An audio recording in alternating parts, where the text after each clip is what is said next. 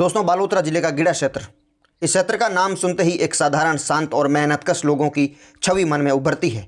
यहाँ के लोग खेती किसानी और पशुपालन से अपना जीवन यापन करते हैं। सरकार की योजनाओं से ये उम्मीद भी रखते हैं कि कुछ राहत मिलेगी तो कुछ विकास होगा। लेकिन जब सरकारी योजनाएं लोगों के लिए राहत की जगह खतरे का सबब बन जाए, तब ये सवाल उठाना भी जरूरी हो जाता है। दोस्तों, गिडा क्षेत्र विशेषकर हीरा की ढाणी एक ऐसी ही कहानी बयां कर रहा है जहां जल जीवन मिशन के तहत नल नहीं बल्कि बड़े बड़े गड्ढे मिल रहे हैं। सरकार ने हर घर जल का सपना दिखाया। कहा गया कि जल जीवन मिशन के तहत हर घर तक पीने का स्वच्छ पानी पहुंचेगा। बड़ी बड़ी घोषणाएं हुई, ठेके दिए गए, बजट स्वीकृत हुआ और इलाकों में पाइपलाइन बिछाने का काम भी शुरू हुआ। लेकिन अब तक इस योजना के तहत गिडा क्षेत्र में कोई ठोस उपलब्धि नहीं दिखी है।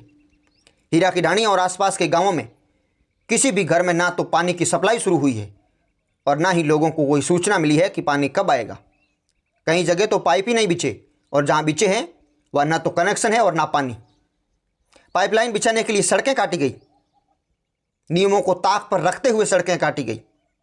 ठेकेदारों का जहां मन हुआ वहां सड़क काटी गई। उसके बावजूद ना कोई चेतावनी बोर्ड वहां लगा, ना सिग्नल और ना ही कोई बैरिकेडिंग। गड्ढे खोदे गए और फिर उन्हें अधूरा छोड़ दिया गया। हीरा की ढाणी में ऐसी ही स्थिति है। आपको हर 1-2 किलोमीटर के अंदर आपको सड़क कटी हुई मिलेगी। गड्ढे हैं, बड़े बड़े गड्ढे हैं जो कभी भी किसी हादसे का कारण बन सकते हैं। और दुर्भाग्य की बात यह है कि ऐसे हादसे हो भी चुके हैं। पिछले वर्ष ही हीरा की ढाणी में एक महिला की जान चली गई थी। बाइक पर आ रही थी, गड्ढे में फिसल गई, नीचे गिरती है, तुरंत मौत हो जाती है। इस घटना के बाद भी प्रशासन ने कोई सबक नहीं लिया। उसके उपरांत भी कई बाइक सवार यहाँ पे गिर करके घायल हो चुके हैं। और रात के समय में तो स्थिति और भी खतरनाक हो जाती है। जहाँ गाँवों में स्ट्रीट लाइट की व्यवस्था नहीं है, वहाँ ये गड्ढे मौत के जाल बन चुके हैं। दोस्तों, सवाल ये उठता है कि ठेकेदार अपनी मनमानी कैसे कर पा रहे हैं? तो जवाब है कि व्यवस्था की मिलीभगत और विभागीय चुप्पी। पीडब्ल्यूडी जिनकी संपत्ति यानी सड़कें काटी जा रही है, लेकिन पीडब्ल्यूडी सिर्फ तमाशबीन बनकर बैठी है। कोई जांच नहीं, कोई नोटिस नहीं, कोई जवाबदेही नहीं। ऐसा लगता है जैसे ठेकेदार ही अब विभाग के उत्तराधिकारी बन चुके हैं। दूसरी बात यह है कि जनता की आंखों में धूल झोंकने के लिए विभाग कभी कभार निरीक्षण की खानापूर्ति भी कर लेता है, लेकिन नतीजा सिर्फ शून्य।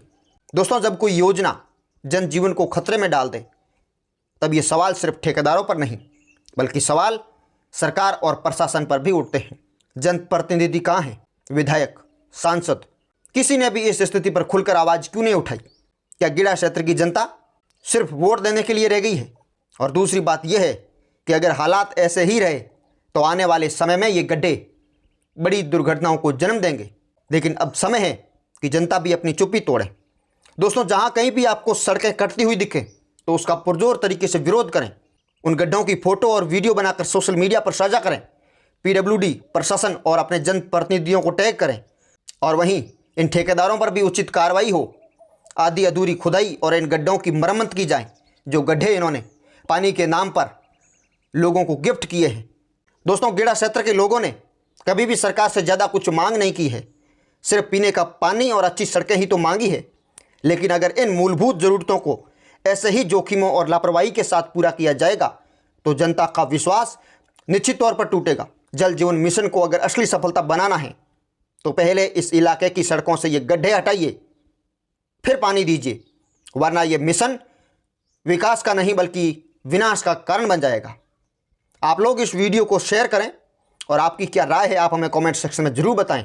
वही दूसरी बात जो हमने आपको पहले कही थी कि अब आपको भी चुप्पी अपनी तोड़नी होगी और जहां कहीं भी आपको ये सड़कें टूटती हुई नजर आए, आप लोग इस बात का विरोध करें, पुरजोर तरीके से विरोध करें, अपनी बात को आला अधिकारियों तक पहुँचाएँ, जनप्रतिनिधियों तक पहुँचाएँ। धन्यवाद।